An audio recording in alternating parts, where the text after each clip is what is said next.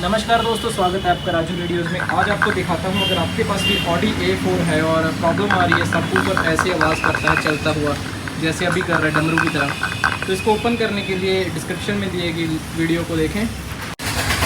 तो बेसिकली इसको रिकॉइल करना पड़ता है। रिकॉइल करके ये मसला आपका ठीक हो जाता है। वो देखिए एजेस देखिए सबवूफर की कैसे फट चुकी हैं। ज़्यादा ओल्ड होने की वजह से, ज़्यादा यूज़ होने की वजह से ये फट जाती हैं। दोबारा आवाज़ चेकआउट करें, ये आवाज़ आएगी आपको।